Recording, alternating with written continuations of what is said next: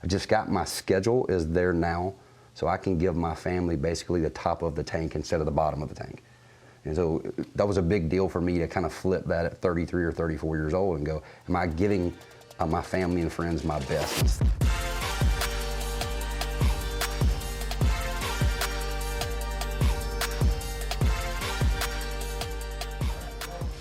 Welcome back to another episode of The Burn. I am Ben Newman, and I couldn't be any more fired up to have one of my best friends in the whole world, Paul Foster, with me. Now, here's a couple of things. I'm going to set the table here, because otherwise he's going to get goofy. He's going to be like making faces over here. We're not going to be able to keep this together. One of the things I love about Paul, you are not going to find this guy on social media. You are not going to be able to find him anywhere, tag him anywhere in this show. But I promise you, you are going to be blown away by the discipline, how humble he is, and how he goes about doing the things that he does in his daily life. So he's going to hate that I'm going to say this, and you're not going to stop me. You talk about individuals who inspire you in life. He and I, over the last 15 years, have built an unbelievable bond. When I was a financial advisor, we kind of grew up cutting our teeth together in the business and chasing each other for all these accolades. And you end up realizing it's never about the accolades, it's about the people that you impact and the relationships that you build along the way. And it's one of those relationships where even when we may not talk as often as we'd like to, the moment we see each other, we pick up that phone, we hit each other with a text message, we pick up right away. And so even though you can't find him anywhere, you are going to learn all about him. And Paul's not going to say any of these things about himself, but he is part of Foster Victor Wealth Advisors. It's one of the top financial firms in the country. The work that they do, how they choose to do things differently, how they approach every day, and how they serve their clients, they do an unbelievable job. And a lot of it has been the foresight that Paul and Rob Victor had to build a brand where it was all about taking care of people, and that's how you live your life. And I just want you to know that you inspire me. You know, you used to kick my butt in all those competitions. Let's get that right. He was always the one beating me. Not true. But what's been incredible is the more that we get to know each other, it's not just the fact that you're always there for me, no matter what the issue is, personal, professional, you are always there for me. I'm inspired by the success that you've always had. So I'm going to do my best, and I don't know if you're going to let me take you there, because you really are one of the most humble people that I've ever met.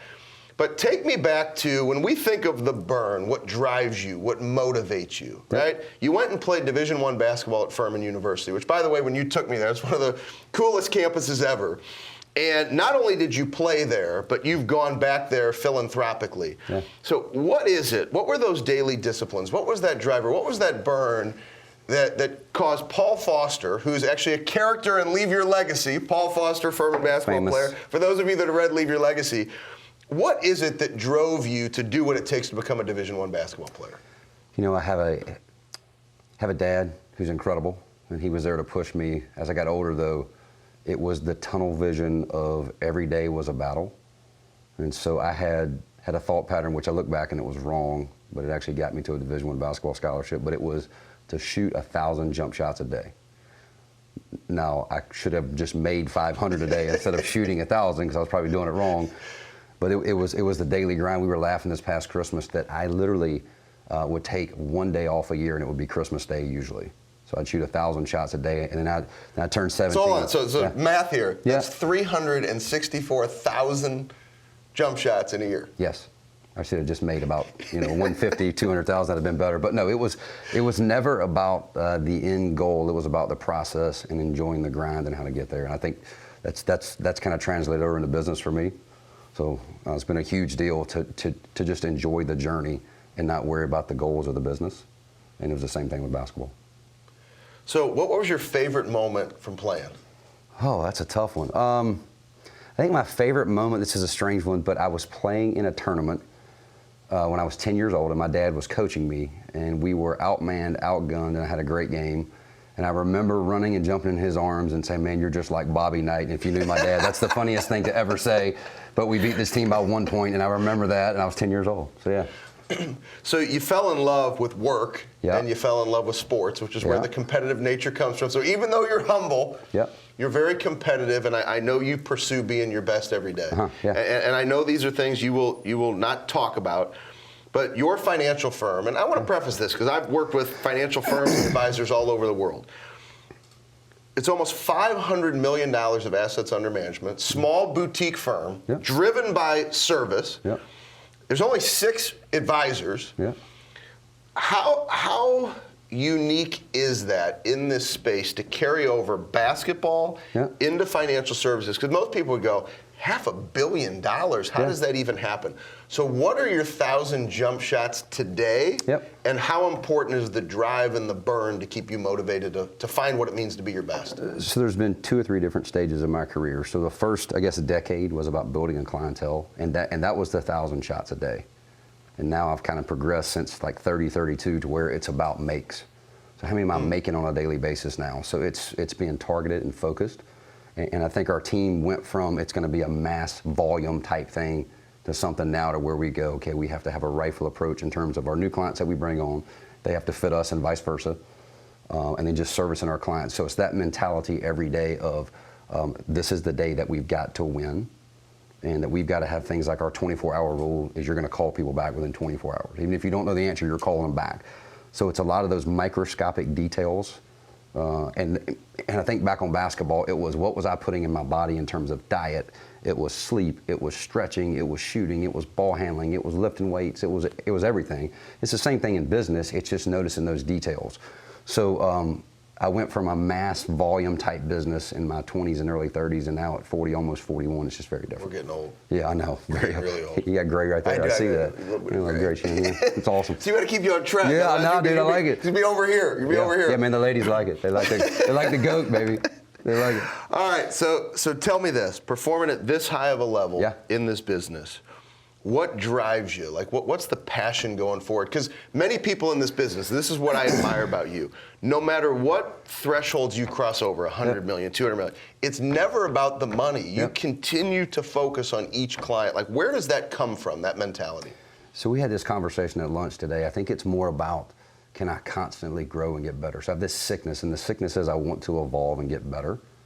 And I think that comes from reading, being around other successful people, bettering your clients. I learn a ton from my clients. So I love being around successful people who are driven, who are trying to do the right thing all the time.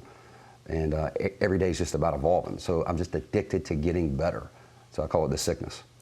And I know that, it's a funny way of looking at it. I think we're both pretty sick then. Yeah. So I know we pushed each other. It's just sickness, man, in a good way. I know we get better every day. We pushed each other a lot. I know we both believe in winning the day, and that doesn't just mean win the day in business. It means having balance. 100%. I know how intentional you are. Even, and I'm going to say it, even us filming this right now, it was like, we got to get home. Like, don't you realize, like, the day is over? I'm trying to see my new daughter, Brooke. We're trying to get home. Yeah. So you love the intentionality of winning the day at home, too. How important is that to give you your fuel to keep going at the office and in everything that you do? So at the expense of a lot of things in my life, I was very much focused on work.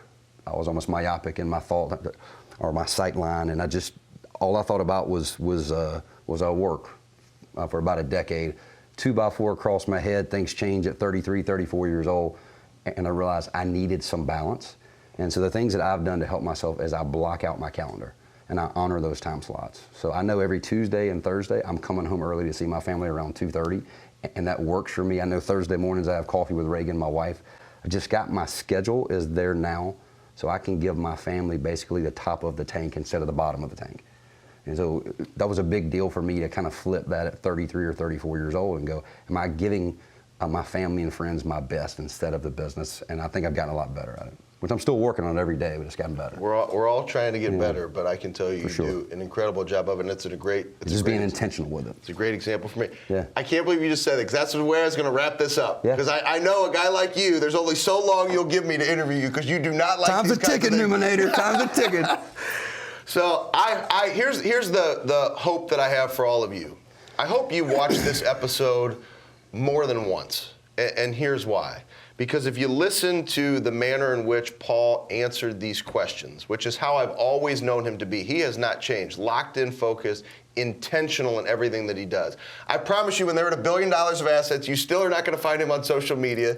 He's still not going to have any of those accounts, but he's still going to be working hard, fighting one family at a time, finding the little differences he can make. We talk about that unrequired mindset all the time. That is a way that Paul chooses to live every single day. So thank you, brother, for your example. Thank you for your intentionality. Thank you for pushing me. And most importantly, thank you for always being there in my corner. I love you, brother. Ditto. I'd do anything for you.